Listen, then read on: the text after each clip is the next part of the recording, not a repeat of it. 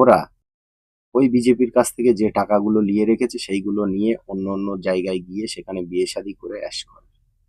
April আসছে দিন দিকে দিকে আইএসএফ দের বিপুল ভোটে জয়যুক্ত করুন। সেকুলার মানেই ধোঁকাবাজ। আর যার নাম বলছে এই যে বিধায়ক আছে পাক্কা চিটিংবাজ।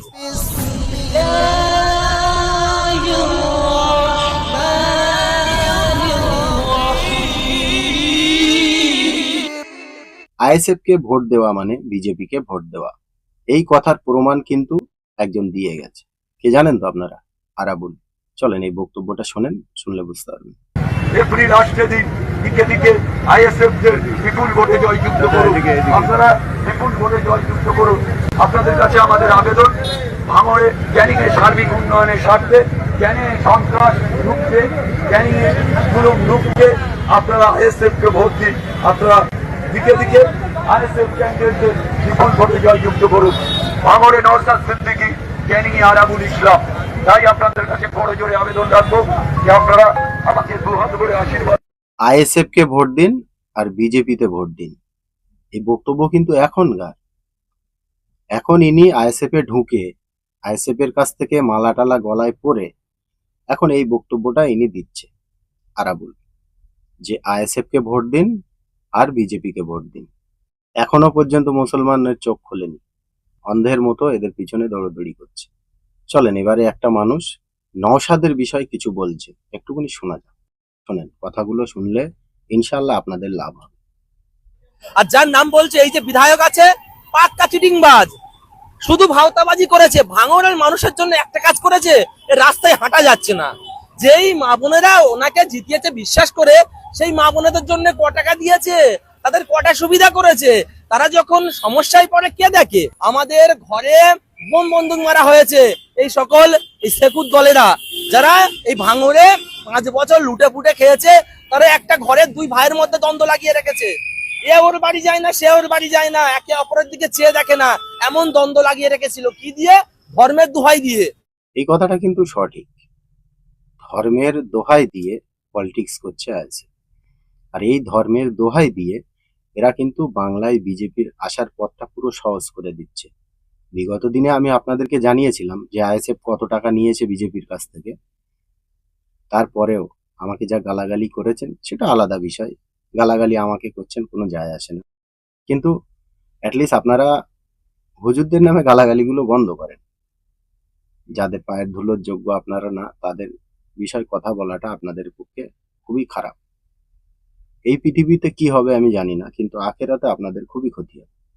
চলেন এবারে একটা পীরজাদা আব্বাসের বিষয় কিছু বলছে, একটুখানি শোনা যাক। আমি পীরজাদা সাহাদ বিন আমিন বলছি, বসিরহাট দরবার শরীফ থেকে। দেখুন, এখনকার সমাজে একটাই কথা আমি বলতে চাই, আব্বাস সিদ্দিকী হচ্ছে এখন ধোঁকাবাজ। উনি যে সেকুলার ফ্রন্ট যে পার্টিটা করেছে এটাও ধোঁকাবাজ, ঠিক আছে? উনি তো ওনার নিজের নামে কোনো পার্টি নেই। আইএসএফ সেকুলার ফ্রন্ট, এটা ফ্রন্ট যে পার্টিটা খুলেছে ফ্রন্ট, এটা তো সেকুলার মানেই ধোঁকাবাজ। সেকুলার বলে কিছুই নেই।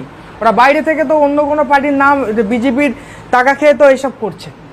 বিহার থেকে তো আপনার বিজেপিকে বিহার থেকে এ করে আপনার এখানে পার্টি খুলেছে, আদৌ তো ধোঁকাবাজ। আজকে আপনারা সম্মান, মা বোনদের সম্মান বাঁচানোর জন্য যদি সম্মান বাঁচাতে চান, এখনো পর্যন্ত বলছি সম্মান যদি বাঁচাতে চান, আপনার টিএমসিকে ভোট দিয়ে জিতুন। নাহলে আব্বাস সিদ্দিকী একটা ধোঁকাবাজ, ও কিছুই করতে পারবে না আপনার জন্য। কদিন পরে ওনাকে খুঁজেই পাওয়া যাবে না, আর কিছুদিন পরে তো আপনারা খুঁজেই পাবেন না ওনাকে। ভোট হয়ে যাবে, ওনার নাম টাম সব উঠে যাবে, কিছুই পাবেন না। আর কি হবে জানেন তো? বাংলার মানুষ ওনার জন্য মার খাবে, বাংলার সাধারণ মানুষ ওনার জন্য মার খাবে। আর উনি বাংলাদেশে গিয়ে কানে হাত দিয়ে জলসা করে ওখানে থাকবে, বাংলাদেশে চলে যাবে, ঠিক আছে? টাকা পয়সা কামিয়ে ওখানে আবার একটা বিয়ে করবে। এখানে মানুষদের বিভ্রান্ত করছে, এখানে মানুষদের কি করছে দেখুন না আপনি। আমার একটা বড় ভাই পীরজাদা জুনায়েদ আমিন, উনি কিছুদিন আগে মুখ খুলেছিলেন, ঠিক আছে? ওনাকে অনেক হুমকি দিচ্ছে। আব্বাস সিদ্দিকীর নামে মুখ খুলেছেন পীরজাদা জুনায়েদ আমিন, আমার বড় ভাই। ওনাকে বলছে মার্ডার করে দেবে, ওনাকে বলছে অনেক জায়গা থেকে। আমার ভাই ডাকাচ্ছিল ফোন আমাকে, বলছে দেখ, অনেক ফোন করে ওনাকে থ্রেট দিচ্ছে, করাচ্ছে কে? উনি। আর আমি একটা কথা বলতে চাই, আমাদের মুখ খোলাবেন না। আমাদের যদি আপনি মুখ খোলান তাহলে আপনি কিন্তু এলাকায় থাকতে পারবেন না, সেটা আপনি ভালো করে বুঝুন কি করবেন। এখনো সচেতন ভালো হয়। আচ্ছা, এই পীরজাদাটা যে কথাগুলো বলল, এর ভিতরে সততা আছে আপনাদের মনে হয়? আমি বলছি আছে। কেননা যতগুলো পীরজাদাদের সাথে আমাদের চেনা পরিচয় আছে, সকলের মুখে একটাই কথা, যে এই আব্বাস তার বিরুদ্ধে কথা বললে তাদেরকে জানে মেরে দেওয়ার ধমকি দেয়। তাহলে বুঝতে পারছেন তো এরা বাংলায় কি করতে চায়। আর একটা কথা আমার মাথায় রাখবেন, আইএসএফ এ ভোট দেওয়া মানে বিজেপিতে ভোট দেওয়া, এই কথাটা সবাই বলছে, শুধু আমার একার নয়। কিন্তু আমি এই বিষয়ের উপরে এতটা আপনাদের জ্ঞান দিতে চাই না, আপনাদের ভালোই জ্ঞান আছে। তারপরেও আমি আপনাদেরকে বলবো, এই যত মুসলিম পলিটিক্যাল লিডার আপনাদের মাঝে দাঁড়িয়েছে আলাদা আলাদা পার্টি খাড়া করে, এই সকলেই বিজেপির এই বাংলায় আসার পথটাকে সহজ করার জন্য দাঁড়িয়েছে। যদি তাই না হতো, যদি তারা এটাই চাইতো যে আমরা বাংলার মানুষের জন্য কিছু ভালো করব, তাহলে সেই পলিটিক্যাল পার্টিদের হাত ধরেও তারা দাঁড়াতে পারত যারা বর্তমানে এই রাজ্যে ক্ষমতায় আছে। আপনার একার দ্বারায় আপনি কিছু করতে পারবেন না। উল্টো বাংলার মানুষ মার খাবে, মার খাচ্ছে, আরো খাবে। এই কথাটা আমার লিখে রাখুন আপনারা। এই যেটা বললো পীরজাদারা, সাধারণ মানুষ মার খেয়ে মরবে, আর ওরা ওই বিজেপির কাছ থেকে যে টাকাগুলো নিয়ে রেখেছে সেইগুলো নিয়ে অন্য অন্য জায়গায় গিয়ে সেখানে বিয়ে শাদী করে অ্যাশ করে। এটাই সঠিক কথা। এখনো পর্যন্ত আমি আপনাদের কাছে আবেদন করছি, বাংলায় আমাদের এই বাংলার মা বোনদের ইজ্জত রক্ষার জন্য আপনারা এই কথাগুলো, এই জিনিসগুলো বোঝার চেষ্টা করুন।